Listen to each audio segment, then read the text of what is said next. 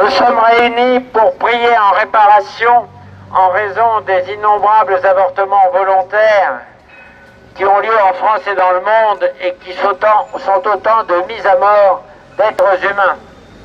Pour cette raison, nous invoquons évidemment le bon Dieu et la Sainte Vierge et nous allons dire le rosaire comme nous avons l'habitude. Je vous salue Marie, pleine de grâce. Priez pour nous pauvres pécheurs, maintenant et à l'heure de notre mort, ainsi soit-il. Je vous salue Marie, pleine de grâce. Pauvres pécheurs, maintenant et à l'heure de notre mort. J'ai pu aller en Italie, invité à Verona, et ce sont des amis de la vie qui nous ont invités, très aimablement, vous voyez. Donc nous sommes restés 3 jours, invités par nos amis, et chose assez étonnante, il y avait donc des conférences succédaient, et sont venus 2 personnages. C'est pas habituel, imaginez que le maire de Paris vienne, ou la maire de Paris, et bien le maire de Vérone, 250 000 habitants. Le maire de Vérone est venu prendre la parole, et puis l'évêque est venu, voilà. Et alors j'ai pu prendre la parole en français, mais c'était traduit. J'ai parlé de la maçonnerie, de la franc-maçonnerie, et je crois que ça les a assez étonnés et intéressés. J'ai été invité à Saint-Louis par Mission. Je ne sais pas si vous connaissez Mission, vraiment très très bien reçus. Ils étaient une 50aine, peut-être un peu plus même, et entre 17 et 23 ans. Et voilà, j'ai pu parler de l'avortement, enfin, j'ai parlé de Tertullien, enfin de différentes choses, comme ça. Donne-les quelques précisions sur l'enfant tout petit quand il est au sein de sa mère. Je vous signale une chose assez curieuse, un enfant dans le sein de sa mère baille énormément. Et vous savez peut-être pourquoi? On le voit bailler, c'est très curieux. Et bien il fait marcher pendant ce temps-là son diaphragme. Le diaphragme est le grand muscle du bâillement.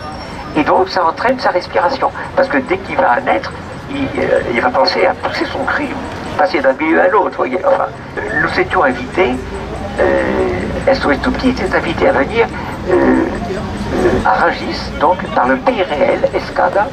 Et on était très bien reçus, tellement bien reçus, je dirais. On avait nos pancartes là comme celle-là, donc on nous voyait bien sur la table.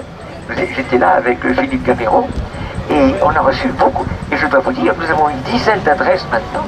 Tenez-vous bien, des gens qui sont prêts à faire ce que nous faisons ici, que ce soit, il faut que je retrouve un peu les noms, mais il y avait Laon, il y avait Toulouse, il y avait Lille, les Deux-Sèvres, et de Arcachon, Montpellier, Toulouse, enfin vous voyez, nous avons, et des gens, enfin ça a l'air très sérieux, il faut le déclarer en préfecture évidemment, mais ils sont prêts à reprendre du service, alors nous sommes très heureux de ça.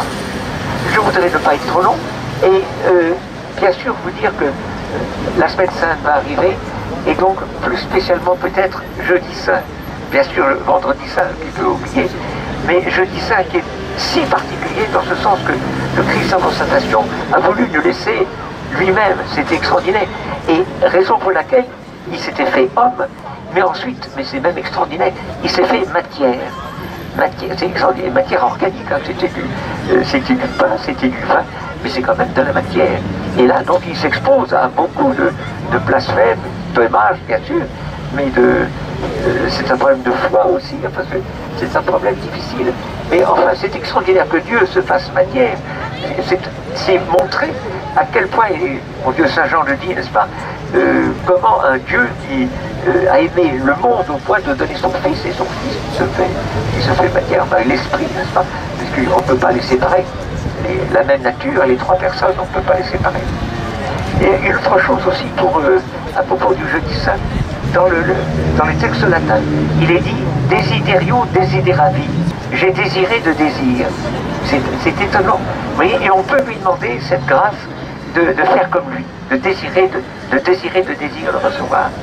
Enfin, une troisième chose, mais c'est un hommage à l'envers, ça vous l'avez compris, vous le savez, le 18e degré chevalier Rose-Croix sera initié, et mon Dieu combien ce jour, donc le jeudi prochain, mais là c'est un sacrilège, vous le savez, le vin est bu dans les calices, le pain est rompu, c'est tout à fait une image enfin, de la scène, Mais mon Dieu, c'est un témoignage à l'envers en quelque sorte, mais c'est montrer aussi l'importance de l'Eucharistie, à laquelle les protestants n'attachent pas assez d'importance, n'est-ce pas? On se demande quel dommage en quelque sorte. Là c'est un hommage à l'envers, voilà. Alors nous prions pour tous ceux qui recevront ce jour-là, pour nous, pour voilà, qu'elle soit respectée, aimée, désirée. Enfin, puisqu'il s'agissait aussi de l'Italie, une précision qui vous intéressera sans doute, en Italie, il y a environ 70% des médecins qui sont objecteurs de conscience du fait de l'avortement. Donc ça donne lieu évidemment à beaucoup de protestations, mais en même temps ça permet de comprendre aussi quel est le poids encore de l'Église dans la société italienne. Nous allons dire maintenant les mystères douloureux. Les personnes qui le peuvent sont invitées à se mettre à genoux. En demandant aux personnes qui sont là de s'éloigner un peu de la statue pour aller discuter sur le côté et non pas devant les gens qui prient. Voilà, s'il vous plaît. Allez un peu plus loin, voilà. Je vous salue Marie, pleine de grâce. Le Seigneur est avec vous. Vous êtes bénie entre toutes les femmes, et Jésus, le fruit de vos entrailles, est béni. Sainte Marie, Mère de Dieu, priez pour nous pauvres pécheurs, maintenant et à l'heure de notre mort, ainsi soit-il. Je vous salue Marie, pleine de grâce. Le Seigneur est avec vous. Vous êtes bénie entre toutes les femmes, et Jésus, le fruit de vos entrailles, est béni. Sainte Marie, Mère de Dieu, priez pour nous pauvres pécheurs, maintenant et à l'heure de notre mort, ainsi soit-il.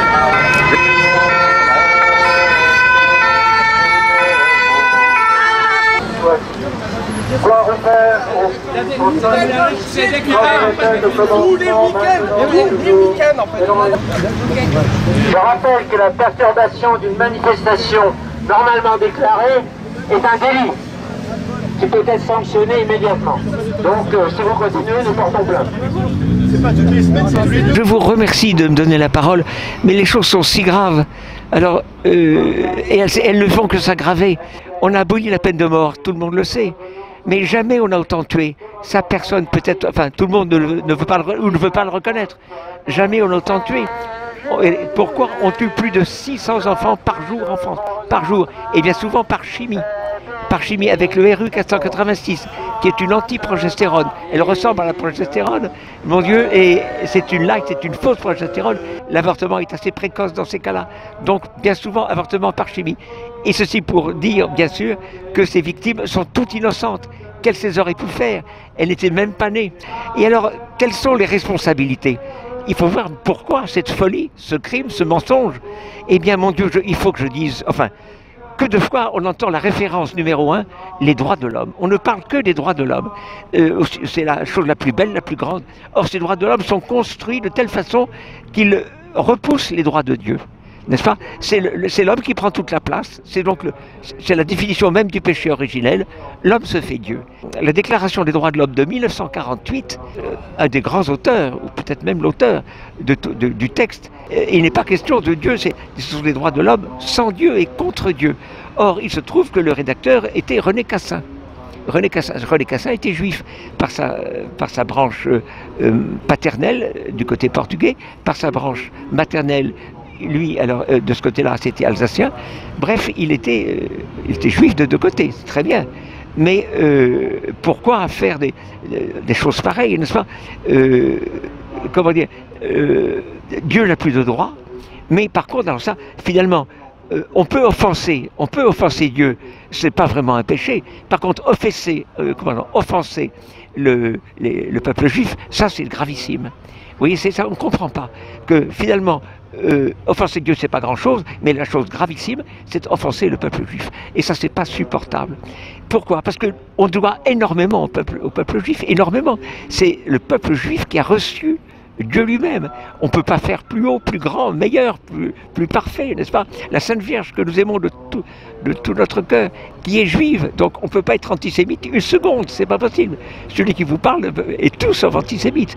Mais je supplie les juifs qui maintenant, avec ce judaïsme, ce deuxième judaïsme, qui est un messianisme retourné, c'est un messianisme retourné, c'est-à-dire que loin de suivre, ce premier judaïsme qui a été merveilleux, ils ont construit un autre complètement renversé, C'est le peuple juif qui se fait Dieu, il prend la place de Dieu, c'est le comble. C'est vraiment, on peut les alerter sur le sujet. Et donc, j'ai dit une première chose, donc la Vierge était juive, et je dis aussi ceci, parce que c'est une chose qui me plaît à dire, je dirais. Je connais, pas très bien, mais quand même assez, j'ai été à côté d'elle pendant une heure, Véronique Lévy, la sœur de Bernard-Henri Lévy, très en poste, certainement en formation et Bainbridge, je pense, n'est-ce pas? Eh bien voilà, elle disait ceci, c'était à Radio Courtoisie, je n'ai pas trahi, elle s'est convertie, une femme mystique, je n'ai pas trahi le judaïsme, je suis retourné à sa source. Et ça, c'est une chose que je trouve magnifique. Et je finis avec René Cassin. René Cassin a reçu le prix Nobel, je crois en 1963, prix Nobel de la paix, et il est mort, et ses cendres sont au Panthéon. C'est-à-dire que c'est extraordinaire. Cet homme qui a propagé les droits de l'homme sans les droits de Dieu reçoit le Panthéon. Enfin, je dirais c'est infect, vous voyez ce que je veux dire. Et il a une croix au-dessus de sa tombe, la croix du Panthéon. Donc, moi j'ai une chose à dire, on peut le dire en riant. Ma dernière volonté, enterrez-moi, mais je vous le demande, pas au Panthéon. Gloria